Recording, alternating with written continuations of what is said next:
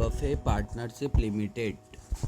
The Buffett partnership limited की स्थापना के समय उसमें 7 सीमित साझेदार लिमिटेड पार्टनर्स थे, जिन्होंने साथ मिलकर कुल $1,05,000 की आरंभिक पूंजी का निवेश किया था।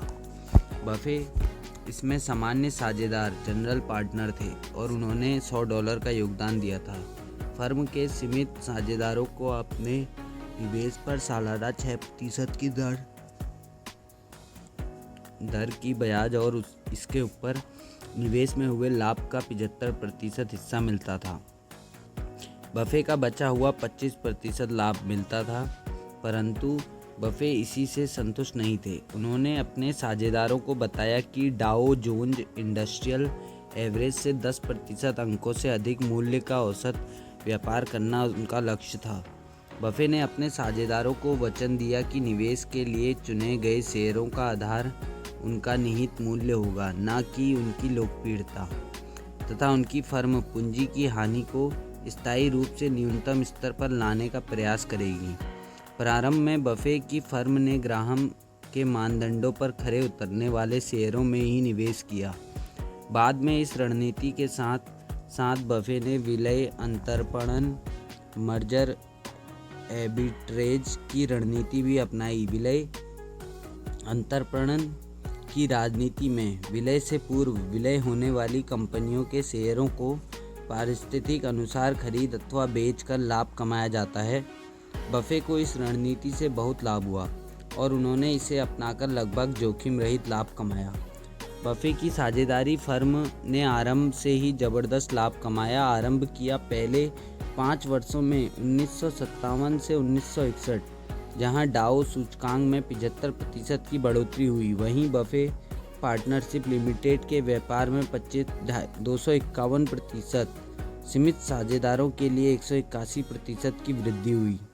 बफे अपने लक्ष्य से कहीं आगे निकल गए थे। उन्होंने डाउ सूचकांक को 10% की बजाय पूरे 35% अंकों के औसत से पछाड़ दिया था। जैसे जैसे बफे की ख्याति बढ़ी, उनके ग्राहक बढ़ते गए। उन्होंने नए ग्राहकों के साथ अलग अलग साझेदारियां आरंभ कर दी। 1962 में बफे ने अपनी सभी साझेदारियों को एक में विलय करने का निर्णय लिया। उसी वर्ष बफे ने अपना कार्यालय अपने घर से ओमाहा के किविट प्लाजा में स्थानांतरित कर दिया, जहां वह आज भी स्थित है। इसके अगले वर्ष बफे ने एक ऐसा निवेश किया जिसने उनकी ख्याति और भी बढ़ा दी और जो आज भी उनके करियर के सबसे प्रसिद्ध निवेशों में से एक माना जाता है। 1960 के दशक में एक बड़ा कॉरपोरेट घोटाला सामने आया। टीनो दे एंजेलिस की अध्यक्षता वाली allied Crude Vegetable Oil company ने कई बैंकों से करोड़ों डॉलर का उधार लिया। लेने के लिए कंपनी ने अपने वनस्पति तेल के भंडार को गिरवी रखा।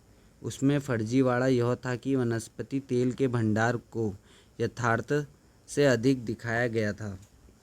उसके लिए द एंजेलिस ने न्यू जर्सी में एक कारखाना स्थापित किया और उसमें 5 मंजिल ऊंचे 139 तेल रखने के टैंक बनवाए। उन टैंकों में पानी भरवा दिया गया और कुछ फुट तक सोयाबीन का तेल। चूँकि तेल पानी पर तैरता है, इसलिए ऊपर से देखने पर लगता था कि सभी टैंकों में पूरी तरह तेल ही भरा है। जब बैंकों की ओर से भेजे गए इन्वेस्टर कंपनी द्वारा उधार लेने के लिए घोषित अपने तेल भंडार की सत्यता की जांच करने के लिए जाते, तो कंपनी के कर्मचारी उन्हें वे टैंक दिखाकर तेल की गलत मात्रा बता देते थे।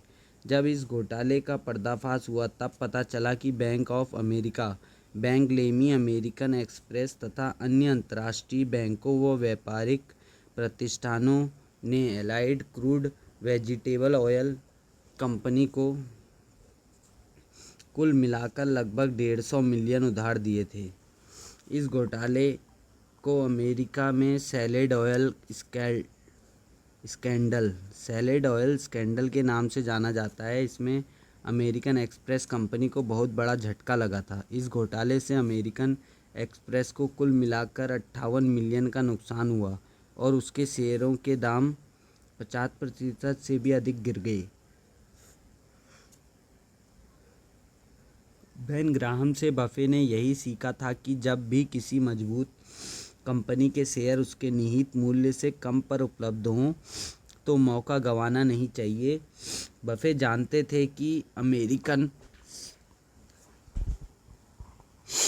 एक्सप्रेस को इस घोटाले के कारण 58 मिलियन का नुकसान हुआ है, परंतु वे यह नहीं जानते थे कि कंपनी के ग्राहकों की इसके प्रति क्या प्रतिक्रिया थी। इसे जानने के लिए वो ओमाहा नगर के विभिन्न रेस्तरां में गए। वहां उन्होंने पाया कि ग्राहक अमेरिकन एक्सप्रेस के प्रसिद्ध ग्रीन कार्ड से तब भी अपने बिल का भुगतान कर रहे थे और उसके प्रयोग में कोई गिरावट नहीं आई थी। वे कई स्थानीय बैंकों में भी गए और पाया कि उस घोटाले का अमेरिकन एक्सप्रेस के ट्रैवलर्स चेक की बिक्री पर भी कोई दुष्प्रभाव नहीं पड़ा था। यह सब देखकर बफे अपने कार्यालय लौटे और उन्होंने तुरंत ही 13 मिलियन मूल्य के अमेरिकन एक्सप्रेस के शेयर खरीद डाले। यह उनकी फर्म की कुल संपत्ति का 25% भाग था। अगले 2 वर्ष में उन शेयरों का दाम बढ़कर तिगुना हो गया और बफे की फर्म के सभी साझेदारों को कुल 20 मिलियन का मुनाफा हुआ। यह था ग्राहम और बफे का जादू। आरंभ में बफे ने अपनी साझेदारी फर्म की निवेश गतिविधियों को निहित मूल्य से कम बिकने वाले शेयर एवं विलय अंतर्पणन की रणनीति से निवेश तक ही सीमित रखा था, परंतु 5वें वर्ष में उन्होंने पहली बार किसी कंपनी में नियंत्रण अधिकार कंट्रोलिंग इंटरेस्ट खरीदा। इसका नाम डेम्पस्टर मिल मैन्युफैक्चरिंग कंपनी था, जो कृषि उपकरणों का निर्माण करती थी। इसके उपरांत उन्होंने न्यू इंग्लैंड की एक अत्यंत रुग्ण कपड़ा बनाने वाली कंपनी बर्कशायर हैथवे के शेयर खरीदने आरंभ किए और सन 1965 तक उन्होंने उस पर नियंत्रण प्राप्त कर लिया। अवकलन गणित डिफरेंशियल कैलकुलस में विभक्त बिंदु इन्फ्लेक्शन पॉइंट एक वक्र पर ऐसा बिंदु होता है जहां पर वक्रता धनात्मक के ऋणात्मक से ऋणात्मक अथवा ऋणात्मक से धनात्मक में परिवर्तित होती है। इस प्रकार के विभक्ति बिंदु कंपनियों, उद्योगों, अर्थव्यवस्थाओं, भू-राजनैतिक परिस्थितियों तथा व्यक्तियों के जीवन में भी पाए जाते हैं। मैं मानता हूं कि 60 का दशक बफे के जीवन में एक विभक्ति बिंदु था, जहां बफे एक निवेशक से एक व्यवसायी के रूप में परिवर्तित हुए। वह एक ऐसा समय भी था जब शेयर बाजार भी एक विभक्ति बिंदु पर पहुंच गया था। सन 1956 से ग्राहम द्वारा प्रतिपादित एवं बफे द्वारा प्रयुक्त निहित मूल्य की रणनीति शेयर बाजार पर हावी थी, परंतु 60 के दशक के मध्य में एक नया परिवर्तन देखने को मिल रहा था। उस समय को गो वर्ष कहकर संबोधित किया जाता है। गो का अर्थ है बढ़त वाले शेयर, ग्रोथ स्टॉक्स। वह एक ऐसा समय था जब शेयर बाजार लोभ द्वारा संचालित था तथा यथाशीघ्र एवं अधिकाधिक पैसा कमाने के लिए निवेशक बड़े प्रचार एवं नाम वाले शेयरों में निवेश कर रहे थे। बाजार की मानसिकता में आए इस बदलाव के बावजूद बफे पार्टनरशिप के परिणाम उत्कृष्ट ही रहे। सन 1966 के अंत तक बफे पार्टनरशिप के व्यापार में 1156% सीमित साझेदारों के लिए 704% की वृद्धि हुई थी, जबकि इसी अवधि में डाउ सूचकांक में 123% की वृद्धि हुई थी। पर बफे का मन व्याकुल हो रहा था। यद्यपि तब तक शेयर बाजार ग्राहम के सिद्धांतों के अनुरूप चल रहा था, परंतु बाजार का नया उभरता हुआ चलन बफे की समझ से परे था। सन 1969 में बफे ने अपनी साझेदारी फर्म को बंद करने का निर्णय लिया। उन्हें लग रहा था कि बाजार में सट्टा ही अधिक लग रहा है और वहां उनकी निवेश पद्धति के उपयुक्त वातावरण नहीं है। 1960 के दशक के अंत तक बाजार में ऊंचे दामों वाले शेयरों का बोलबाला हो गया था। लगभग सभी निवेशक निफ्टी के पहले 50 शेयरों में ही निवेश करना पसंद कर रहे थे। एवं पोलराइड एवं जेरॉक्स अपने प्रति शेयर लाभ दर से 50 से 100 गुना अधिक दामों पर चल रहे थे। बफे ने अपने सभी साझेदारों को पत्र लिखा और स्वीकार किया कि बाजार की मौजूदा परिस्थिति उनकी समझ से परे है। उन्होंने कहा, हालांकि एक बिंदु पर मेरा मत बिल्कुल स्पष्ट है और वह यह कि जिस निवेश पद्धति से मैं अभी तक निवेश करता आया हूँ वही मुझे तार्किक लगती है और उसको ही मैं समझता हूँ। इसलिए भले ही मैं उस पद्धति का वर्तमान वातावरण में प्रयोग ना कर पाऊँ, फिर भी मैं एक ऐसी पद्धति को अपनाकर निवेश नहीं कर सकता जो मेरी समझ में नहीं आती, जिसको मैंने सफलतापूर्वक कभी प्रयोग नहीं किया और जिसको अपनाने से मुझे लगता है कि दीर्घकाल में पूंजी की अपरिवर्तनीय एवं स्थानीय हानि हो सकती है, भले ही इसके कारण मैं सुगमता से बड़े लाभ कमाने से वंचित रह जाऊं। साझेदारी के आरंभ में बफे डाउ सूचकांक को सालाना औसतन 10% अंकों से पछाड़ने का लक्ष्य लेकर चले थे। सन 1957 से 1969 के बीच उन्होंने डाउ को सालाना औसतन 22% अंकों से पछाड़ा। जब उनकी साझेदारी फर्म बंद हो गई तो सभी निवेशक को उनका हिस्सा मिल गया। उनमें से कुछ को नगरपालिकाओं द्वारा जारी किए गए ब्रांड में निवेश की सलाह दी गई और कुछ को दूसरे निवेश प्रबंधन के पास भेज दिया गया। वह निवेश प्रबंधक बफे के कोलंबिया यूनिवर्सिटी के पुराने सहपाठी बिल रुएन थे। बफे केवल रुएन पर ही अपने भूतपूर्व ग्राहकों के पैसे का सही प्रबंधन करने का भरोसा रखते थे। रुएन बफे के कुछ साझेदारों का पैसा निवेश करने के लिए तत्पर हो गए और वहीं से सेक्वाया फंड का आरंभ हुआ। बफे समेत अन्य साझेदारों ने अपना अपना हिस्सा बर्कशायर हैथवे के शेयरों में निवेश कर दिया। इससे बफे की बर्कशायर में शेयर पूंजी बढ़कर कुल 25 मिलियन हो गई। इसके फलस्वरूप बफे को बर्कशायर हैथवे पर नियंत्रण मिल गया। जब बफे ने अपनी साझेदारी फर्म बंद कर दी तो कई लोगों को लगा कि उनके अच्छे दिन अब पूरे हो गए हैं, लेकिन वास्तव में बफे अपने काम को और आगे बढ़ाने की तैयारी कर रहे थे। Berkshire Hathaway. बर्कशायर की मूल कंपनी का नाम था बर्कशायर कॉटन मैन्युफैक्चरिंग, जिसका निगमन इनकॉर्पोरेशन सन 1889 में हुआ था। समय के साथ बर्कशायर ने कई कपड़ा मिलें खरीद ली और न्यू इंग्लैंड की सबसे बड़ी औद्योगिक कंपनियों में से एक बन गई। इस पूरी अवधि में बर्कशायर ने अपने देश की कुल सूती कपड़े की मांग का 25% उत्पादन किया और इसके लिए न्यू इंग्लैंड की कुल बिजली क्षमता का 1% उपभोग भी किया। सन 1955 में बर्कशायर का हैथवे मैन्युफैक्चरिंग में विलय हो गया, जिसके फलस्वरूप नई कंपनी का नाम बर्कशायर हैथवे रख दिया गया। दुर्भाग्यवश विलय के उपरांत कंपनी का प्रदर्शन खराब हो गया। 10 से भी कम वर्षों में शेयरधारकों की इक्विटी, शेयर होल्डर्स इक्विटी आधी हो गई तथा परिचालन हानि, ऑपरेटिंग लॉसेज $10 मिलियन से भी अधिक हो गई। अगले 20 वर्षों तक बफे इस समूह के प्रबंधक केन चेस के साथ न्यू इंग्लैंड के कपड़े की मिलों का लाभ में लाने का प्रयास करते रहे, परंतु यह संभव न हो सका। इसके परिणाम बेहद निराशाजनक थे। इक्विटी पर प्रतिलाभ का दोहरे अंकों तक पहुंचने के लिए काफ़ी संघर्ष करना पड़ा।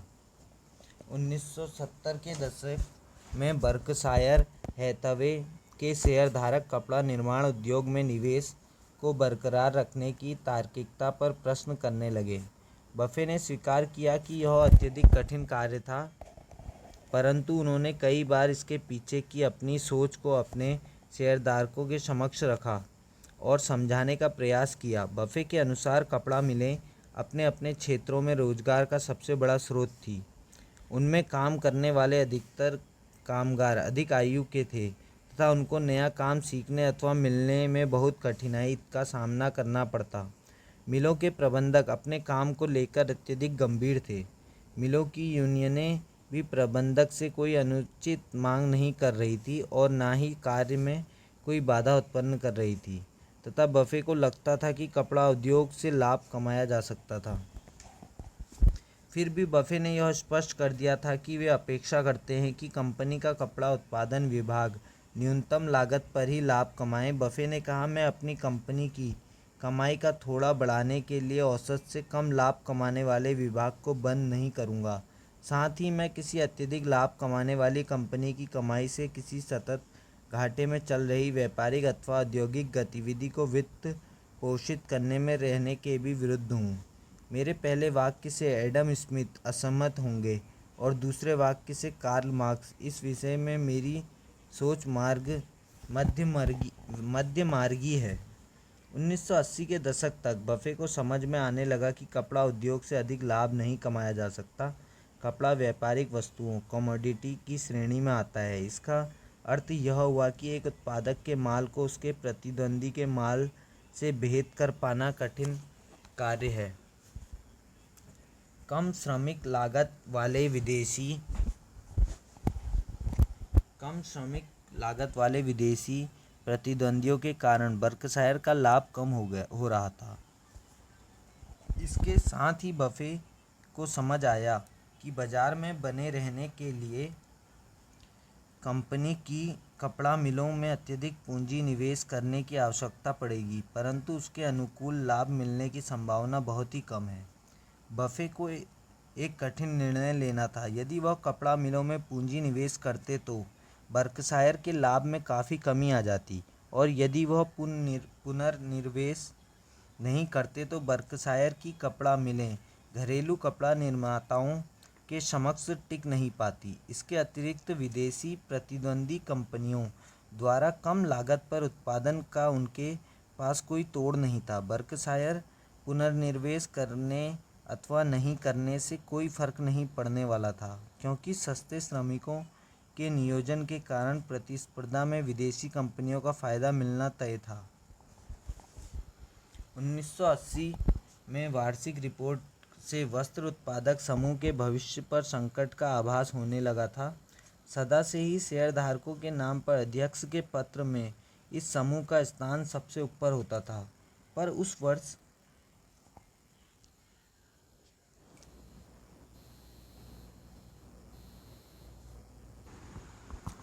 वर्ष ऐसा नहीं हुआ। अगले वर्ष शेयरधारकों के नाम अध्यक्ष के पत्र में इस वस्त्र उत्पादक समूह की चर्चा भी नहीं की गई थी।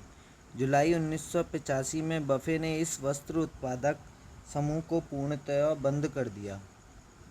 इस प्रकार 100 वर्ष पूर्व प्रारंभ हुए व्यवसाय का अंत हो गया। बर्कशायर वस्त्र उत्पादक समूह के दुर्भाग्यपूर्ण अनुभव के दो परिणाम हुए। पहला, बफे ने सबक सीखा कि किसी कंपनी के मूल व्यवसाय को पुनर्जीवित करने के प्रयास सदा सफल नहीं होते। दूसरा, वस्त्र उत्पादक समूह द्वारा आरंभ के वर्षों में कमाए गए लाभ से बर्कशायर ने एक बीमा कंपनी का क्रय किया, जो आगे चलकर एक सफल निवेश साबित हुआ। बीमा कारोबार। मार्च 1967 में बर्कशायर हैथवे ने 8.6 मिलियन देकर दो बीमा कंपनियों को खरीदा, जिनके मुख्यालय ओमाहा में स्थित थे। ये कंपनियां थीं नेशनल इंडेमनिटी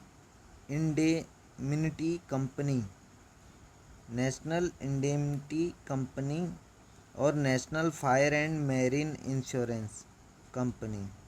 यह बर्कशायर हैथवे की अद्भुत सफलता की शुरुआत थी। इस अद्भुत सफलता को समझाने के लिए एक बीमा कंपनी के स्वामित्व से होने वाले लाभ को समझना होगा। बीमा कंपनियों में निवेश कभी कभी लाभप्रद होता है और कभी कभी नहीं, तथापि बीमा कंपनियां निवेश करने का एक बेहतरीन माध्यम होती है। ऐसा इसलिए होता है क्योंकि बीमा कंपनियों के पॉलिसी धारक अपनी बीमा किस्त देकर कंपनी में चल निधि लिक्विडिटी की सतत आपूर्ति बनाए रखते हैं। बीमा कंपनियां इस नकदी को पॉलिसी धारक द्वारा दावा किए जाने तक निवेश करके रखते हैं। कंपनियों को दावा किए जाने के निश्चित समय की जानकारी नहीं होती है, इसलिए बीमा कंपनियां अर्थसुलभ प्रतिभूतियों में निवेश करती है, जिनमें अल्पावधि नियत आय प्रतिभूतियां, दीर्घावधि वाले बॉन्ड और शेयर प्रमुख होते हैं। अतएव वॉरेन बफे ने इन दो कंपनियों की खरीद से न केवल दो स्वस्थ कंपनियों बल्कि निवेशों का प्रबंधन करने के सशक्त साधन का भी अधिग्रहण किया। सन 1967 में दोनों कंपनियों का बॉन्ड पोर्टफोलियो 24.7 मिलियन से अधिक था तथा शेयरों का पोर्टफोलियो 7.2 मिलियन था। अगले 2 वर्षों में दोनों कंपनियों का संयुक्त पोर्टफोलियो बढ़कर 42 मिलियन हो गया। यह बफे जैसे अनुभवी शेयर निवेशक के लिए निवेश प्रबंध के दृष्टिकोण से एक बहुत ही अच्छा पोर्टफोलियो था। उन्हें पूर्व में कपड़ा उत्पादन कंपनी द्वारा निवेशित प्रतिभूतियों के प्रबंधन में सीमित सफलता मिल चुकी थी। जब 1965 में बफे ने बर्कशायर पर नियंत्रण प्राप्त किया तब कंपनी के पास 2.9 मिलियन मूल्य की विक्रय प्रतिभूतियां मार्केटेबल सिक्योरिटीज़ थी। एक वर्ष के भीतर ही बफे ने इस प्रतिभूति भंडार को बढ़ाकर 5.4 मिलियन तक पहुंचा दिया। सन 1967 में निवेश के माध्यम से कंपनी को अपने कपड़ा उत्पादन व्यापार से 3 गुना अधिक कमाई हुई, जबकि कपड़ा उत्पादन विभाग का कुल इक्विटी में हिस्सा सामान्य शेयरों के पोर्टफोलियो के मूल्य से 10 गुना अधिक था। अक्सर कहा जाता है कि जब बफे ने कपड़ा व्यापार को बंद करके बीमा व्यापार में कदम रखा तो असल में उन्होंने बस एक व्यापारिक वस्तु कमोडिटी से दूसरी को बदल दिया। कपड़े की तरह ही बीमा भी एक ऐसा उत्पाद है जिसमें परस्पर प्रतिद्वंदियों के उत्पादों के मध्य भेद कर पाना कठिन है। बीमा उत्पादकों में कोई विशिष्ट गुण नहीं होता, जैसे कि ट्रेडमार्क, पेटेंट, स्थान की विशेषता अथवा कच्चा माल, जिससे बाजार में मौजूद दूसरी कंपनियों के उत्पादों से भेद किया जा सके। बीमा व्यापार का लाइसेंस लेना भी आसान है और बीमा की दरें भी सर्वविदित हैं। किसी भी बीमा कंपनी के सबसे विशिष्ट गुणों में से एक होता है उसके कर्मचारियों की गुणवत्ता। कंपनी के प्रबंधकों द्वारा किए गए परिश्रम का किसी भी बीमा कंपनी द्वारा सीधा प्रभाव पड़ता है। 2 बीमा कंपनियों को खरीदने के बाद बफे ने कई और बीमा कंपनियों को खरीदकर बर्कशायर के बीमा व्यवसाय को आगे बढ़ाया। इनमें से एक है जीको, जिसके विषय में अब कोई लोग जानते हैं। सन 1991 तक बर्कशायर हैथवे के पास जीको के लगभग आधे बकाया शेयरों का स्वामित्व था। अगले 3 वर्ष तक जीको के मुनाफे में वृद्धि होती रही, साथ ही बफे का उसमें हिस्सा भी बढ़ता रहा। सन 1994 में बर्कशायर ने घोषणा की कि उसके पास कंपनी के 51% शेयरों का स्वामित्व है। इसके साथ ही जीको के बर्कशायर में विलय के विषय पर गंभीर चर्चा आरंभ हुई। 2 वर्ष बाद बफे ने 2.3 बिलियन देकर जीको को खरीद लिया। बफे यहाँ नहीं रुके। सन 1998 में उन्होंने जीको के शेष शेयरों की खरीद के लिए खर्च की गई राशि का 7 गुना अर्थात बर्कशायर हैथवे स्टॉक में लगभग 16 बिलियन का भुगतान कर पुनर्बीमा करने वाली कंपनी जनरल रे का अधिग्रहण किया। यह उस वक्त तक का सबसे बड़ा अधिग्रहण था। यद्यपि बफे ने पिछली कई वर्षों में से बीमा कंपनियों को खरीदना जारी रखा हुआ है, परंतु इसमें कोई शंका नहीं कि उनके जीवन का सबसे बुद्धिमानी भरा अधिग्रहण निर्णय है अजीत जैन के नौकरी पर रखना। बफे ने अजीत जैन को बर्कशायर हैथवे रीइंश्योरेंस ग्रुप के संचालन हेतु रखा था। सन 1991 में जन्मे अजीत ने प्रतिष्ठित भारतीय प्रौद्योगिकी संस्थान खड़गपुर IIT खड़गपुर के इंजीनियरिंग की डिग्री ली।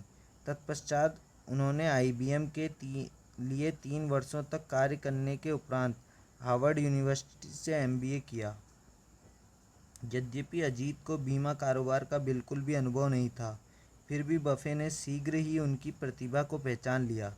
सन 1985 से आरंभ करते हुए लगभग 20 वर्षों में अजीत ने बर्कशायर की पुनर्बीमा विवाद की फ्लोट राशि, प्रीमियम बढ़ाना और हानि घटाना को 34 बिलियन के स्तर तक पहुंचा दिया।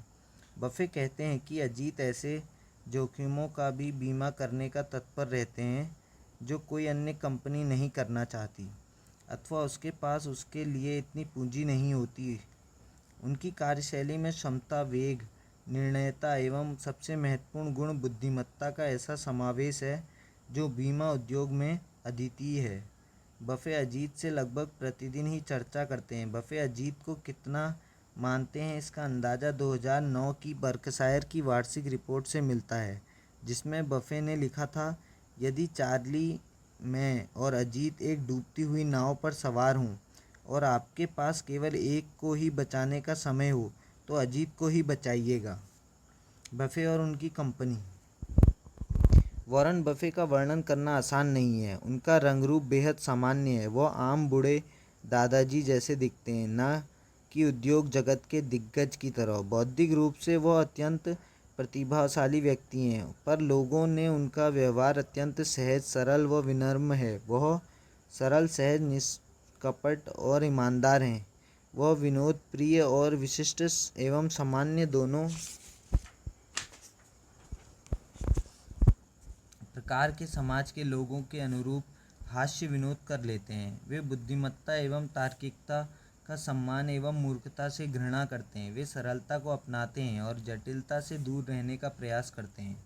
उनकी वार्षिक रिपोर्ट पढ़ने पर आश्चर्य होता है कि कितनी सहजता से वह उनमें बाइबल, धर्म, जॉन मेनार्ड केन्स अर्थशास्त्र अथवा में वेस्ट मनोरंजन जगत के उद्धरणों का समावेश करते हैं। उनकी वार्षिक रिपोर्ट पढ़ने के शौकीनों के लिए जानकारी की खान होती है। हर एक रिपोर्ट में 60-70 पन्नों की केवल लिखित जानकारी ही होती है, कोई चित्र या चार्ट नहीं होते। जो पाठक हिम्मत करके उनकी रिपोर्ट को आरंभ से अंत तक पढ़ लेते हैं, उन्हें अपने प्रयास के पुरस्कार स्वरूप सरल एवं विनोदी भाषा में पूरी ईमानदारी के साथ वित्तीय जगत एवं बर्कशायर की बेजोड़ जानकारी मिलती है। वह अपनी रिपोर्ट में बर्कशायर व्यवसायों के सकारात्मक एवं नकारात्मक दोनों पहलुओं से अपने पाठकों को अवगत कराते हैं। उनका विश्वास है कि बर्कशायर के शेयरधारक कंपनी के स्वामी हैं। वे रिपोर्ट लिखने से पहले सोचते हैं कि यदि वे बर्कशायर के एक सामान्य शेयरधारक होते तो उसकी वार्षिक रिपोर्ट में किस जानकारी की अपेक्षा करते। वह इस बात को ध्यान में रखकर बर्कशायर की रिपोर्ट की जानकारी देते हैं जो उनके सामान्य शेयरधारकों को अभिष्ट है तथा जिससे उन्हें बेहतर निवेश निर्णय लेने में आसानी हो। बफे की कंपनी उनके व्यक्तित्व, व्यापार एवं निवेश के उनके सिद्धांतों एवं उनकी विशिष्ट कार्यशैली का मूर्त रूप है।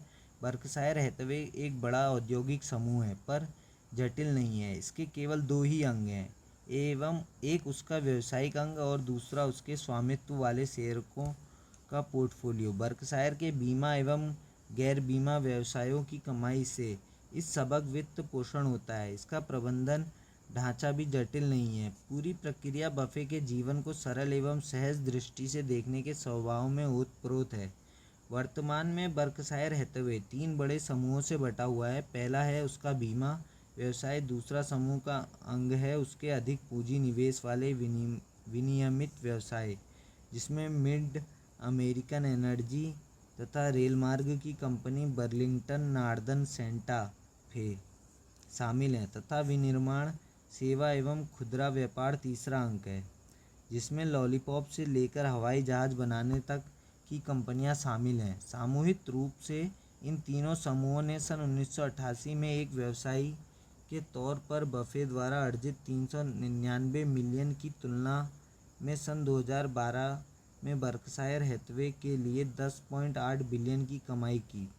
सन 2012 के अंत में बर्कशायर हैथवे द्वारा किए गए वित्तीय निवेश का कुल बाजार मूल्य 87.6 बिलियन और खरीद मूल्य 49.8 बिलियन था।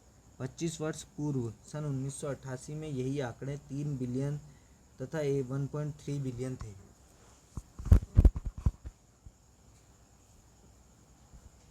सन 1965 में जब बफे ने बर्कशायर का अधिग्रहण किया था, तब से लेकर अगले 48 वर्षों में कंपनी का वही मूल्य, बुक वैल्यू 19.7% संयोजित वार्षिक लाभ, कंपाउंडेड एनुअल गेन के साथ $19 प्रति शेयर से बढ़कर 1,14,214 प्रति शेयर हो चुका है। इस अवधि में लाभांश के साथ स्टैंडर्ड एंड प्यूअर्स का 500 सूचकांक 9.4% की दर से बढ़ा है। इसका अर्थ है कि लगभग 5 दशक से बफे बाजार को पूरे 10.3% से पछाड़ते आ रहे हैं। जैसा कि मैंने पहले भी कहा था, जब मनी चेंजर अर्थात बफे ने बफे पार्टनरशिप बंद की थी तो वह एक नई शुरुआत कर रहे थे। 5 सिग्मा रूल, 5 सिग्मा इवेंट। वर्षों से शिक्षाविद एवं निवेश से जुड़े पेशेवर लोग दक्ष बाजार के सिद्धांत एफिशिएंट मार्केट थ्योरी की वैधता पर बहस करते आ रहे हैं। इस विवादास्पद सिद्धांत के अनुसार किसी भी शेयर के दाम उसके सही मूल्य को दर्शाते हैं, अतः शेयरों का विश्लेषण करना समय की बर्बादी है। इस सिद्धांत के समर्थक अक्सर परिहास करते हैं कि यदि एक व्यावसायिक वित्तीय निवेशक दीवार पर चिपके शेयरों के दामों को दर्शाने वाले एक पृष्ठ पर डार्ट फेंके तो उसके लाभकारी शेयर चुनने की प्रक्रिया प्रोबेबिलिटी उतनी ही होगी जितनी कि नवीनतम वार्षिक रिपोर्ट का त्रैमासिक विवरणों के अध्ययन में प्रतिदिन घंटों मेहनत करके कोई अनुभवी वित्तीय निवेशक निवेश के लिए अच्छे शेयरों का चुनाव करता है। परंतु बफे जैसे निवेशकों की सफलता यह दर्शाती है कि दक्ष बाजार का सिद्धांत दोषपूर्ण है। इस पर दक्ष बाजार के सिद्धांत के सिद्धांतवादी एवं समर्थक कहते हैं कि उनके सिद्धांत में कोई दोष नहीं है, बल्कि बफे ही अद्वितीय एवं विलक्षण व्यक्ति हैं। उन लोगों के अनुसार बफे और उनके जैसे अन्य निवेशक 5 सिग्मा कार्यक्रम के समरूप हैं। स्टैटिस्टिक के सिद्धांत के अनुसार इसका तात्पर्य एक ऐसी घटना से है जिसके होने की संभावना न के बराबर हो। यह मानना बहुत ही आसान है कि बफे एक अपवाद है, क्योंकि बात चाहे द बफे पार्टनरशिप के 13 वर्षों के परिणाम की हो या फिर बर्कशायर हैथवे में लगभग 5 दशक का प्रदर्शन रिकॉर्ड की। आज तक कोई भी वित्तीय निवेश की उनकी उपलब्धियों के करीब नहीं पहुंच पाया, परंतु जब हम लगभग हर निवेश पेशेवर के परिणामों की सारणीबद्ध करते हैं तथा समय के साथ प्रमुख सूचकांक पर जीत हासिल करने में उनकी असमर्थता पर विचार करते हैं, तो यह सवाल सामने आता है कि क्या दूसरे निवेशकों के निवेश पद्धति में दोष होने के कारण वे बफे जैसी सफलता नहीं हासिल कर पाए। अंत में हमें बफे के शब्दों को पुनः स्मरण करना चाहिए। हम जो भी करते हैं वह किसी भी सामान्य व्यक्ति की क्षमताओं के परे नहीं है। विलक्षण उपलब्धि पाने के लिए विलक्षण कृत्य करना आवश्यक नहीं है। यही निवेश एवं प्रबंधन दोनों के विषय में मेरी सोच है। बफे के इस प्रसिद्ध कथन को कई लोग मध्य पश्चिमी अमेरिका में उनके जन्म एवं लालन पालन से मिले हुए संस्कारों का फल मानकर खारिज कर देते हैं, परंतु मैंने उनके इस कथन को सदा से ही सत्य माना है। यही इस पुस्तक को लिखने के पीछे मेरी प्रेरणा और इस पुस्तक के विशेष वस्तु है। वॉरेन बफे की शिक्षा, नेक्स्ट अध्याय।